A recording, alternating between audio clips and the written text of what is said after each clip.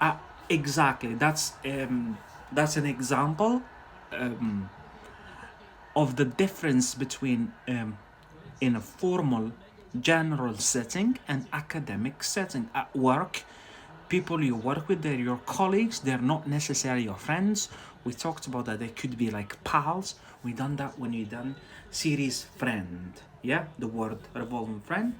They could be work colleague or work pal. Yeah, so they're not necessarily your friends. They could be your friends. You could develop a friendship while you're working, your pals, and then you become friends, starting inviting each other over usually. So you invite them over means to your house, or you meet them for in Europe here for a drink or any like type of drink or whatever. You meet in a coffee shop or whatever. It's not necessarily drinking together. It's just in informal setting. So you're no longer working. You're doing hobbies together. You're learning language together or whatever, and you're becoming friends. Yeah, instead of work colleagues, then pals, then you become friends, and then you could say my bread and butter. It's fine, even at work, because it depends on the relationship, your relationship with them. But if you're speaking to someone the first time, usually you say livelihood, especially in a work setting, like you said, Luna, in a work setting. But like I said, it really depends. It just depends on the formality. So if you're writing a letter to your boss, you can't say my bread and butter. I'm afraid, yeah. I'm sure, not afraid. You can't do that. I live in the UK, I know what I'm saying. So you're writing a formal letter to your university, to your lecturer, yeah, saying tomorrow I can't come, yeah, yeah. I'm afraid I will not be coming. You won't say I won't be coming. I will not be. I will not be able to come. But you won't say because I'm feeling under the weather. You will have to say I've got because I have diarrhea. I'm struggling to concentrate. My son is disabled or whatever. Yeah, for this reason, I'm asking for a 1 day leave. Yeah, for a leave. That's it. That's it. In a formal way, you speak to your university or whatever, or basically your boss. Yeah, but for a informal situation, my bread and butter, I bring the bacon home. I'm gonna give you another one within the same sphere. Your daily bread. Your daily bread, what does that mean? Daily bread is kind of like the same. Daily bread, bread and butter, or livelihood, which is like more formal, and then daily bread. We know what daily means, like every day, daily.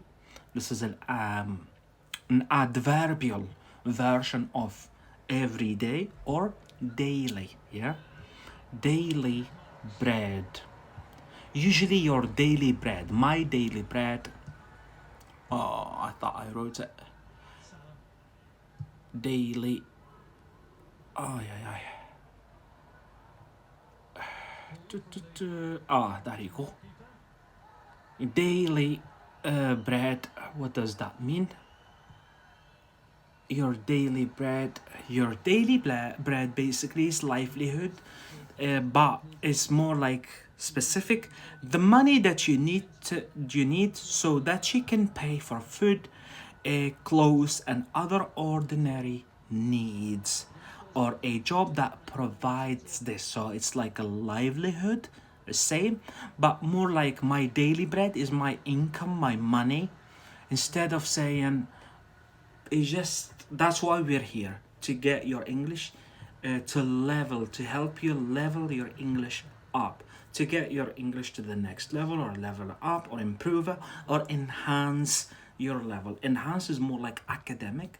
Improve, semi formal, I would say, but it's alright, like it's like in the middle, semi formal. To level up your English, to level it up, or yeah, so this is like more informal, yeah, like spoken general English. Careful, because in academic English, even your speaking is still like has got some formality, yeah. For example, Lincoln, when you're talking, um i'm I'm delivering something, meanwhile, so you're Lincoln, you're not like as general English, you're not meant to link, yeah, so you jump topic.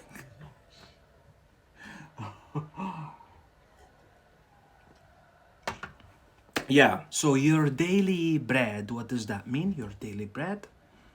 Let's head back to the whiteboard. Your daily bread is the money that you need to, so that you can pay for food, clothes, and other ordinary needs, or a job that provides that, both money or a job. Yeah, so it's like livelihood. Yeah, so I've got an example here. For her, music is not a hobby, it's her daily bread. Music is her livelihood, it's her bread and butter. Same synonym here. That's why I said it's within the same sphere. Yeah. So here, for her, music is not a hobby. We're talking about her music, Luna's music. If she's musician, yeah. So for her, music is not a hobby, it's her daily bread, it's her job, basically, yeah. It's the money, through her music she gets money back, that helps her pay bills, yeah. This is more common here in the UK, to pay my bills, yeah, to keep a roof over my head. We do that when we do body parts. We do head, yeah, to keep a roof over someone's head, basically to maintain your house by basically going to work. When you go to work, you earn money. Yeah, when you have a good bread and butter, a good job, a good livelihood, this helps you get a nice house, keep the roof over your head, yeah, to keep the roof over your head. But it's not our topic for tonight. But anyways, your daily bread, yeah. I've got another example, I'm afraid. So as a freelance translator is they do it as a hobby, for example, yeah. A freelance translator, I'm dependent on my computer. That's why freelance is a hobby. So there is a slight difference between a hobby. The success is to turn your hobby into your livelihood. So you're enjoying your job, basically. You're doing something you like that much, and you turn it into your livelihood. Yeah. In the past, I managed myself personally to turn one of my hobbies, German, into actually a job. I was a German, online German teacher, so I made it my livelihood for a certain period of time. You don't want me to. I don't want any questions. But anyways, your daily bread, yeah. So as a freelance translator, I am dependent, yeah. So depend. Yeah. I am dependent on my computer for my daily bread, for my money, for my living, yeah, for my living or my daily bread. Daily bread here, it could be semi-formal as well, but it depends on the context. It could be also academic. Daily bread, be careful. But the question is, why am I? It can be salary. Um, it just, you know what, daily bread is more like, is like more eloquent way. More, you sound more natural when you say that, and even when you write an essay, when you say daily bread, and you know when to use it, or when you read books, when they say daily bread, you understand them. It's a different way, you know, to avoid saying salary, because it's so common, salary. People tend to avoid the word salary, even in English. Yeah, it's just a nice way, daily bread, yeah? So you grab a book and you're reading, and then the guy, the writer, says daily bread instead of salary, instead of money, instead of your earnings. Earning is more like economical term, if that makes sense, economical term. But when you read in a magazine, that's why it's really important also to know academic English. Why?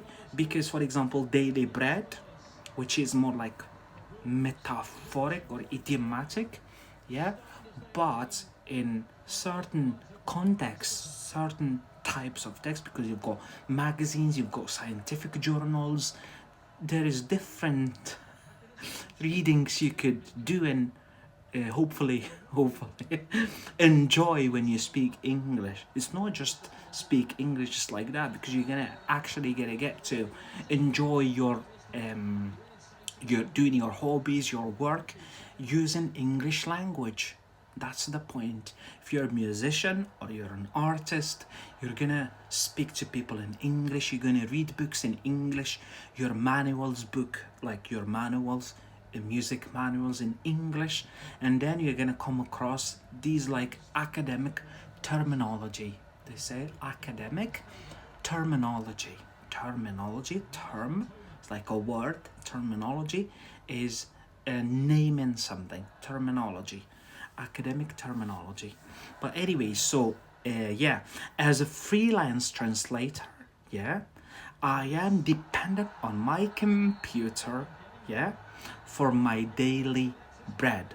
So he uses a computer, this freelance translator.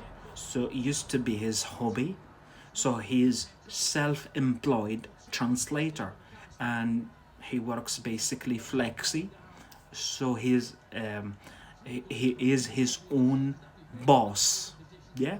So a freelance translator. Sorry, I am dependent on my computer for my daily bread, for the money he earns, for food, for clothing, to keep the roof over his head or his family's head. Yeah.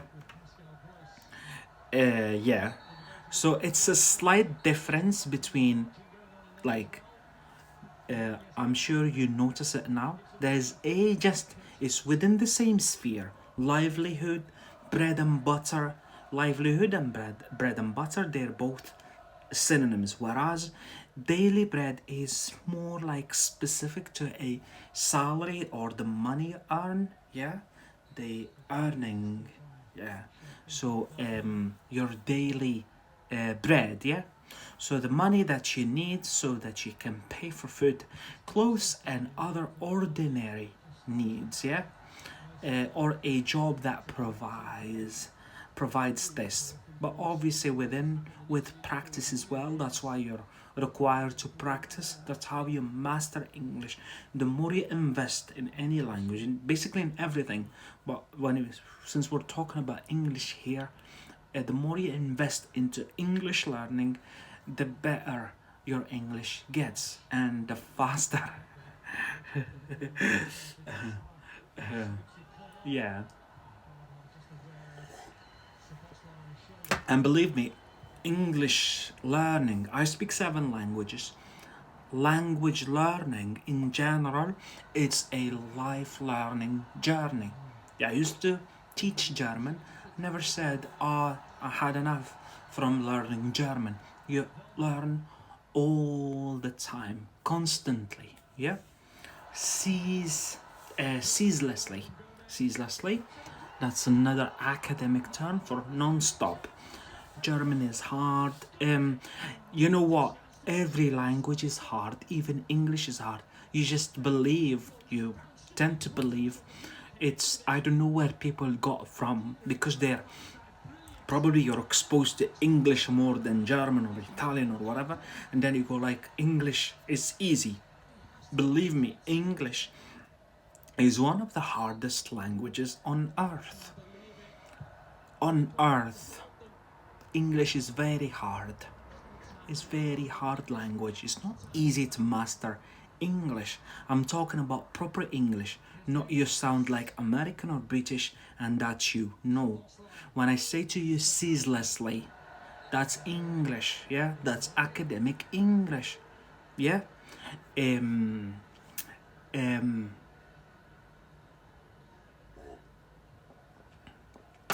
ceaselessly or never endingly.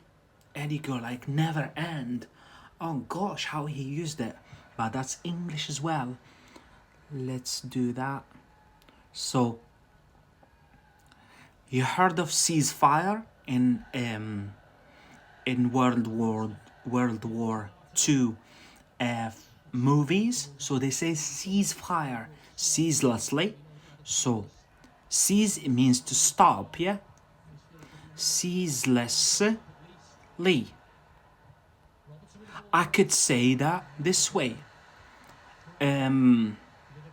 Never end, but that's when advanced grammar knowledge is about. Never endingly.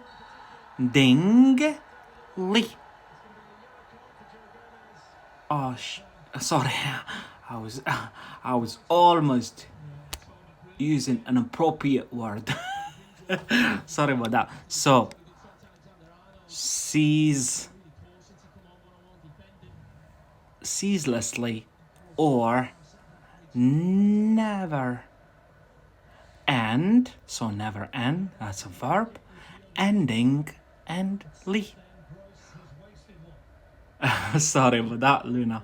Sorry, others. So, there you go. There they are. So, ceaselessly or never endingly. That's a higher vocabulary. That's really C2 level, yeah? In English language. Academic, yeah? Never endingly. Look. So in order for you to get to this level, you would have to be really, really advanced. It's not about sounding like British or Americans, no longer like that. Yeah, even an American or native speaker could struggle with that. And that's a fact. I live with this fact every day. Like I see it. Like I live it. Yeah. I used to say in front of sorry. Yeah, but really that whiteboard is not great. So ceaselessly, never endingly. Yeah. So that's what I mean by English is very hard as well. It's very hard language. It's really hard. Believe me, it's so hard English. You're exposed to English and you think you know English. Oh, German is hard. But I agree with you, German is also hard. I believe every language is hard in its own way. That's what I believe. 7 languages so far. Every language is really hard on its own way, yeah? Or in its own way. It's both correct. So here, to earn your daily bread, yeah? So that's money. So he earns his daily bread as a tourist guide, yeah? Like we said, compare it with bread and butter. How long have I been? That's a good question. Have I been live streaming? I think it's time for me to go. Unfortunately, that's me. 1 hour, I'm tired.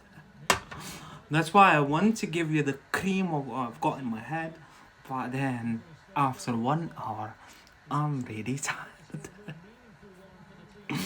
Whether I show up tomorrow or not, it's all totally up to my schedule. But I'm trying to be as regular as possible as I could. Yeah. But yeah, usually I've got every day I go live because I really enjoy it. Yeah. Yeah, I think I should call it a night now. It's has been an hour since I've been live streaming. Thanks, Luna. You're welcome, Luna. Thank you everyone for yeah. Hopefully. Don't Algerianize the thing. But anyways, so I hope to see you soon. Thank you all for coming. Thank you all for hopefully enjoying the live stream and most importantly, learning from it. This is the point. While enjoying, obviously, hope to see you soon. Keep an eye on Moments on YouTube as well, on Facebook, sorry. I post before I go live. You two have a good night. Have a good one, everyone. See you later, like we say in Scotland. You don't know when later is. Bye.